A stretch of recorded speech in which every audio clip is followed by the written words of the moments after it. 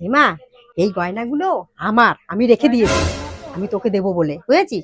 আমি আর কদিন বাঁচবো বল? না, আমি গয়নাতে কি করবো? তুই নিয়ে যাই, গয়নাগুলো তুই নিয়ে যা, আমি তোর জন্য রেখে দিয়েছি। তো তো তো তো ধর ধর। মা, ও মা, তুমি এগুলো আমাকে দিচ্ছ কেন? এ তো আমার পাওয়ার কথা না। বোন, লাবণী এদিকে এসো তো। এই এই এই এই এই, তুই বৌমাকে ডাকছিস কেন? এগুলো আমার জিনিস, আমি চুপ চুপ করে আমি রেখে দিয়েছি, আমি তোকে দেবো বলে, তুই বৌমাকে ডাকছিস কেন? একদম চুপ করো। এগুলো যে পাওয়ার, তাকে আমি ডেকে এনেছি। হ্যাঁ দিদি, বলো কি হয়েছে? বোন, এগুলো তোমার জন্য, ধরো এগুলো। না দিদি, আমি এই গয়না নিতে পারবো না।